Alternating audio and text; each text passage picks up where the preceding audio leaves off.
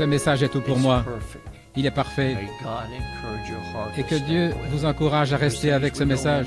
Il y a des choses que nous ne comprenons pas, mais souvenez-vous, si Dieu l'a pensé, Frère Branham l'a parlé, nous le croyons, et ça règle la question.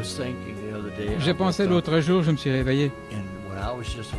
Quand j'étais un jeune garçon, j'avais environ 12 ans, et nous étions dans une petite ville appelée Vandalia en Illinois, et Frère Branham avait une réunion sous tente, et nous étions dans un petit hôtel bon marché.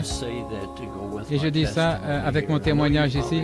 Je sais que vous me l'avez déjà entendu raconter, mais peut-être encore une fois, je veux le partager avec vous. Parce que c'est l'une des expériences les plus formidables de ma vie. Et dans cette pièce, il n'y avait même pas de salle de bain. La salle de bain était dans le couloir et nous avions un bassin pour se laver. Et un bassin là, et une cruche, c'est là où nous lavions nos mains.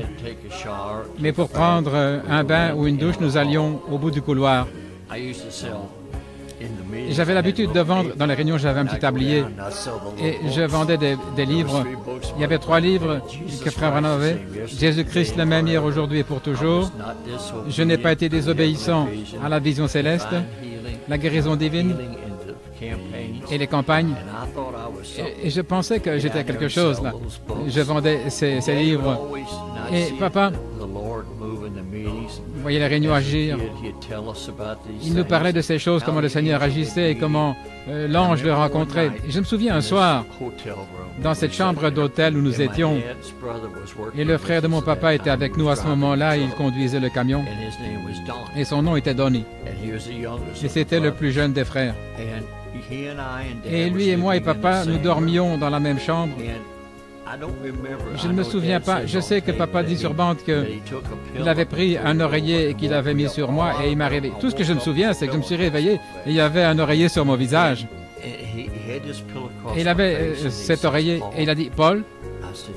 J'ai dit « Oui ». C'était vers 2 heures du matin.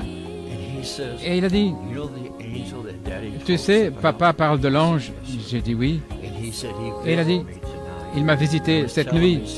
Il m'a parlé des choses au sujet des réunions et comment conduire les réunions et ce qui allait arriver. » Et j'ai dit « Oui ». Il avait encore l'oreiller sur mon visage. Alors il a dit « Je lui ai demandé « Est-ce que je pourrais te réveiller? Est-ce que je pourrais réveiller mon frère Donnie ?» Et il a dit « L'ange a dit « Tu peux réveiller Billy. » Et il a dit « Est-ce qu'il pourra te voir? » Et l'ange a dit « Oui. » Excusez-moi. Quand papa va enlever l'oreiller de ton visage, tu sais là où se trouve le petit bassin? J'ai dit oui. Il a dit, il sera là et tu pourras le voir. Et j'ai dit ok. Souvenez-vous, j'avais 12 ans. Il a ôté l'oreiller.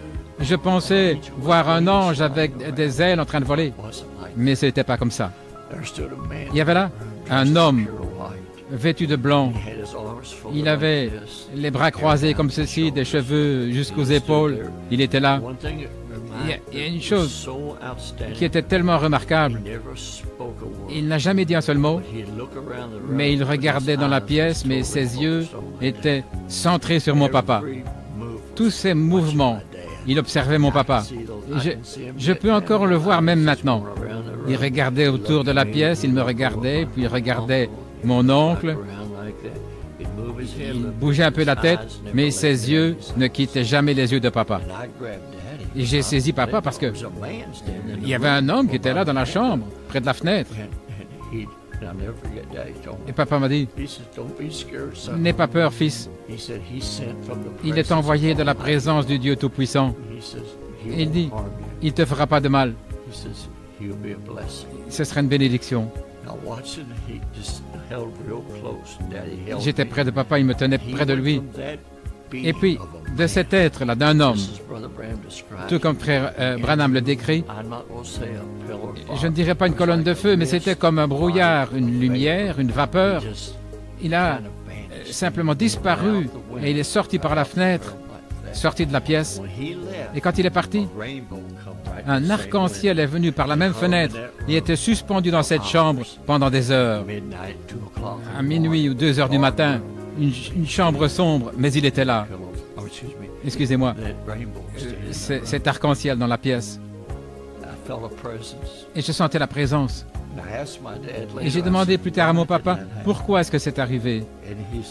Et il a dit, parce que je voulais que tu le vois.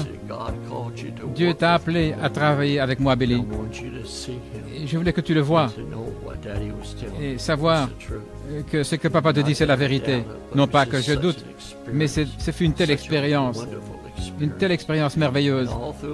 Et dans toute ma vie, là où j'ai voyagé, et mon travail, c'était de faire entrer papa et le faire sortir des réunions. Vous savez, parfois je le laissais rester trop longtemps, et parfois je l'emmenais trop vite. Vous savez, j'étais un garçon, et je faisais ce qu'il me disait, je donnais des cartes de prière, j'amenais les gens vers lui. Et parfois, je le laissais rester trop longtemps. Il a dit, « Oh, Billy m'a laissé trop longtemps ce soir. Demain soir, je ne donne pas les cartes de prière. » Et j'allais à la maison, je pleurais, j'étais tellement bouleversé parce que j'avais gâché la réunion. Et parfois, je l'emmenais trop vite. Il disait, « Oh, tu aurais pu me laisser un peu plus longtemps. Oh, c'était un temps difficile. » Mais quel temps merveilleux. J'ai vu les gens, n'importe quelle maladie, je pensais l'autre soir. Vous savez, regardez les nouvelles, ils appellent cette maladie ceci, ils ont changé les noms, mais tout ça, c'est le diable. Tout ça, c'est le diable. Et lorsque l'ange le rencontrait, il disait, si tu fais que les gens te croient, rien ne se tiendra devant ta prière, pas même le cancer. Et je suis témoin, aujourd'hui, qu'il est le même hier, aujourd'hui et pour toujours. Then when Job stood at the very tempting of the crucial moment, he said, I know my Redeemer liveth, and at the last days he'll stand on the earth. Though the skin worms destroys this body, yet in my flesh shall I see God. Alors, quand Job est arrivé au moment crucial de la tentation même, il a dit, « Je sais que mon Rédempteur est vivant, et au dernier jour, il se tiendra sur la terre. Quand les vers de ma peau détruiraient ce corps, de ma chair, je verrai Dieu. » No matter how dark it seems and how unreal it seems, there was something in Job anchored his soul on God's eternal promise. Peu importe combien cela paraissait sombre et combien cela paraissait invraisemblable, il y avait quelque chose sur lequel Job avait ancré son âme. La promesse éternelle de Dieu.